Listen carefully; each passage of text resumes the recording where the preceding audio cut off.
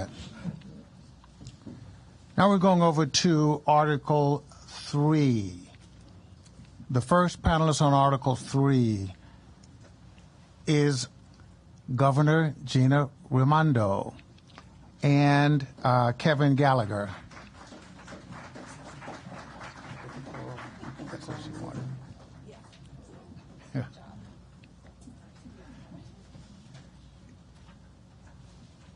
Kevin's here. Thank you very much, Governor, for coming down to our committee room. I know it's a busy time. We appreciate you coming down and giving us some testimony. We've already had a briefing and some questions. I'm not sure you heard them all, but the floor is yours. Thank you. There we go. Is that Gotcha. right? That's good. Okay, so Chairman Abney and members of the committee, I want to thank you for having me here today. And I'm not here to make your night any longer, so I'll be brief.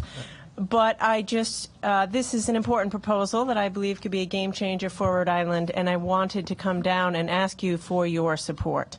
I first want to begin by thanking you for your support and your collaboration in the years that I've been governor. You've been terrific to work with, and we've done a lot together. And it's starting to work. You know, last week we announced our unemployment rate is lower than the national average. That's the first time that's happened in a long time, and you deserve credit for that. Our partnership has really led to that, so I want to thank you for that.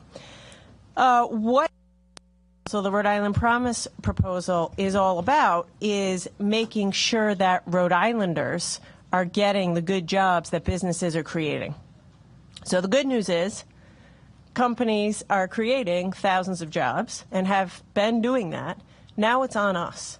I believe we here have a collective responsibility and obligation to make sure those jobs go to the people of Rhode Island. And the only way that's going to happen is if the people of Rhode Island have the job training and education that's required to get these good jobs, to get the high-wage, high-skilled jobs that are happening, and you know that. I mean, you talk to businesses every day. Some of you own businesses. You know as well as I do, when you talk to companies, what they tell you, when you say to them, what's it going to take for you to grow here and add jobs here, they tell us that people need to have the job training and education that we need. And so what this proposal is about is making sure everyone in Rhode Island has access to that education and that job training. By the way, again, I have to thank you. We've done a lot together on this path. We've expanded apprenticeship programs. We've made record investments in pre-K through 12 education. College loan forgiveness programs with the Wavemaker Fellowship. You know, we're expanding and improving career and technical education. And all that matters. And my hat's off to you for making that work in the context of a tough budget. The Rhode Island Promise program is a continuation of all that work that we've done together. It's the next step in that education and job training work that we've done together. Now, my team is here, and they will stay here as long as you want to answer whatever questions you want. So I'm not going to go through that, but I did want to, tell you why is it so important to me. Because I talk to people every day just like you do, and they say, Governor, I'm willing to work hard. I want one of those jobs. GE, J&J, how do I get one of those? You need job training and an education. And it shouldn't matter if you're poor or rich. You deserve that chance. And that's what this is about. Now, you're the Finance Committee, so you know this budget backwards and forwards. You know that this proposal has been put forth with no tax increases and is less than 0.5% of our budget. It's a drop in the bucket in this budget. It'll provide relief to middle-class families around Rhode Island, and it'll benefit every Rhode Islander, whether you want to get a 4-year degree at URI and RIC or a 2-year degree, a technical degree at CCRI. In addition to talking to people every day who tell me they want a job and they want a shot, I've also talked, and you all have too, to college students, particularly at URI, but particularly at RIC and CCRI, who tell me they're dropping out because they can't afford it. And I've talked to a lot of professors. They tell you the stories of these amazing students They're working 2 or 3 jobs, taking the bus an hour to get to school. Eventually they give up because it is too hard to stay in school working 3 jobs. So what they wind up is a bundle of debt and no degree. Studies show, and we've put this all in testimony, that the high cost of college is one of the leading reasons that less than half of students who start college in the United States actually finish. You know, it's hard to believe, it might be hard to believe, hard for me to believe, hard for you guys to believe that $500, $1,000, $2,000 stands in the way of somebody going to college or finishing college. But it does. It really does.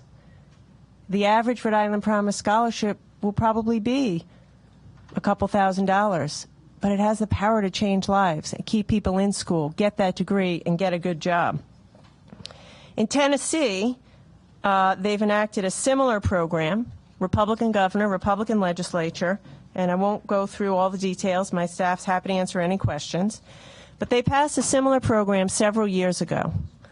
And you know what they found? The results are amazing. When they help pay for the cost of college, they have found in the first class of students with the scholarships, they saw graduation rates increase by 80%. It's unbelievable. We know this is a big barrier. So this proposal isn't about giving something away for free. It's not about giving something away for free. It's about guaranteeing every Rhode Islander access to a good education, job training, and opportunity that they deserve.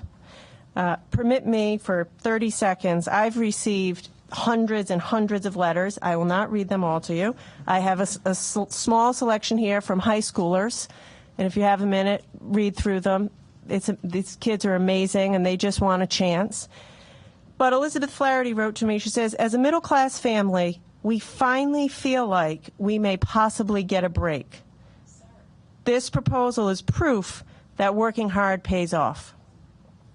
Sandy Salamano writes, as a single mom of an honor student in 7th grade, I've lost many nights' sleep worrying about how I would send my son to college. I work 7 days a week, working 2 jobs, just to get by week to week. I was literally in tears when the Rhode Island Promise Initiative was announced. My son deserves the same chance at a college education as every other Rhode Island child. I agree with her.